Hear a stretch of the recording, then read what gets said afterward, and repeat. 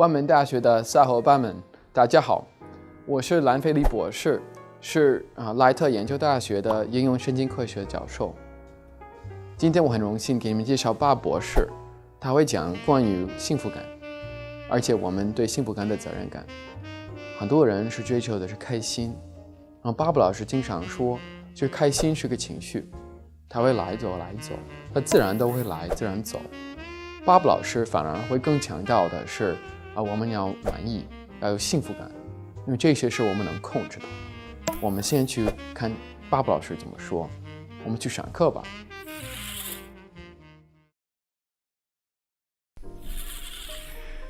I'm Dr. Bob Wright, and this is the fourth rule of engagement from the book that Dr. Judith Wright and I have written called The Heart of the Fight, A Couple's Guide to 15 Common Fights, what they really mean and how they can bring you closer.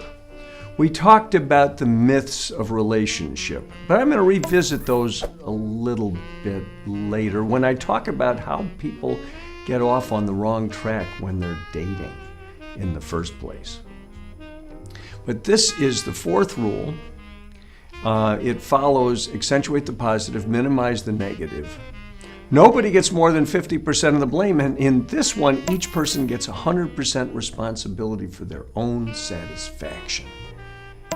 And I said I was going to get back to the dating, but before I go back to dating and how this whole game gets set up, I want to talk about what we see when people come in blaming their spouse for their unhappiness. And there are all kinds of people who will talk to their friends about their unhappiness, that it's really their husband, it's really their wife. And they'll gossip and they'll talk and they'll complain and they'll whine. And they'll operate from what I talked about in the third rule. In the third rule, the drama triangle, that people who complain about their marriage think they're victims and that their spouse is a persecutor, and they oftentimes are looking for a rescuer. So when we talked about nobody gets more than 50% of the blame, we talked about the choices they make.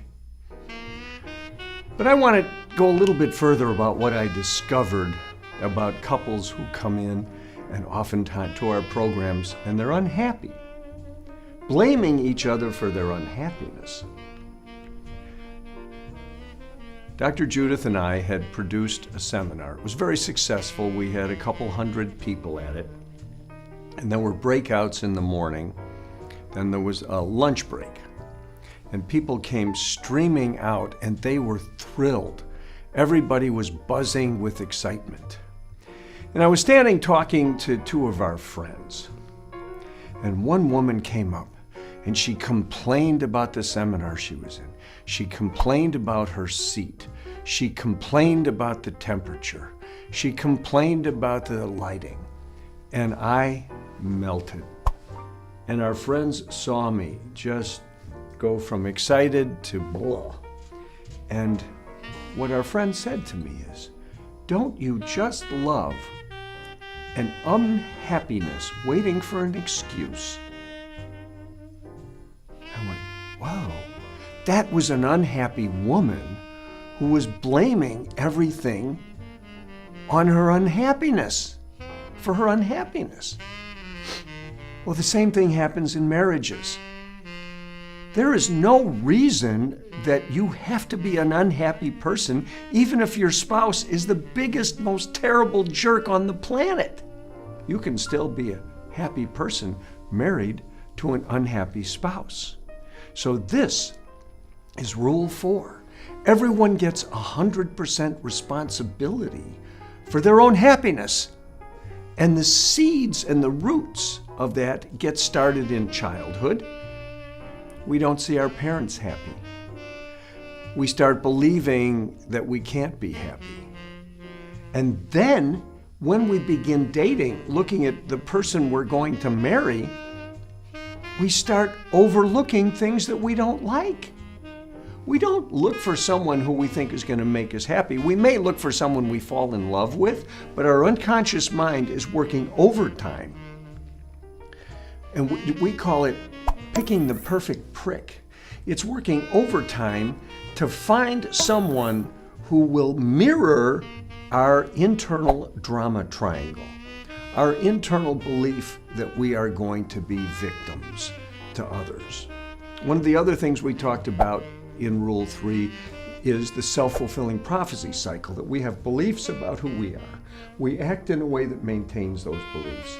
That causes other people to believe that they can treat us the way they treat us, which makes their actions confirm our beliefs. That has to be changed. One of the ways we change it is to start taking 100% responsibility for our own satisfaction. Now, I talked in one of our other episodes about the woman who used to refer to her husband of over 30 years as what's his name. And he referred to her as his first wife. And she blamed him for her unhappiness. And she would come in the house and he would be watching television. And she would think, oh my God, I married such a lump. And she was a hard driving person. We talked about personalities with the care profile. She was a regulator and he was a cooperator. Easygoing, friendly guy. When they fell in love in the first place, remember what I said, your unconscious mind is picking a perfect prick? She thought that's exactly what I need, is a sweet, easygoing man. And the very thing that attracted her over 30 years ago, and that sweet, easygoing man, drove her nuts later on. She had picked the perfect prick. However, she also came into our programs, and we did not accept that she was a victim to his persecutor. Nope. We said she has limiting beliefs. She needs to change how she's acting. It may change what he believes, it may change how he acts, but if she changes her beliefs and her actions, she can become a happy person no matter what a lump. Dead. I believe she called him a piece of meat at one point. She began working on changing these beliefs, and she realized that she had very deep emotions. She had a belief that she was never going to be happy in marriage. She had a belief that marriage was about suffering. It was a thing you had to do. So she'd been very, very successful in her career, and marriage was really him taking care of the kids while she made the money.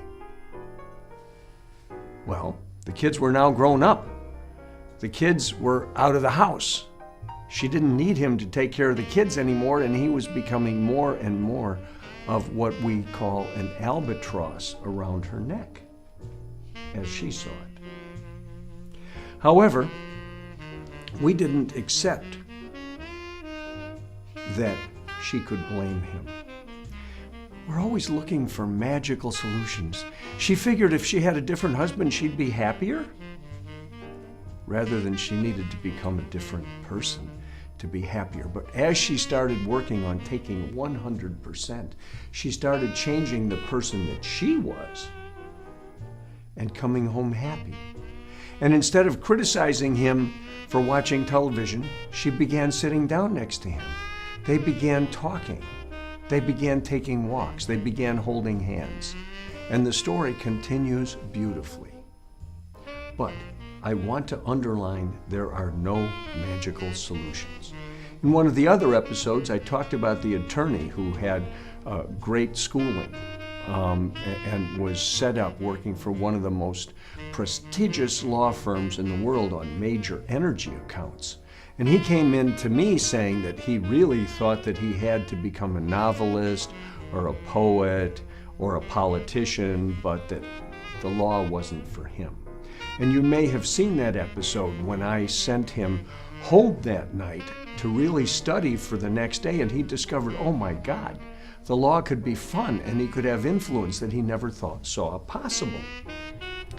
He was thinking that there were magical solutions of new jobs rather than realizing no matter where he went, he would be with himself.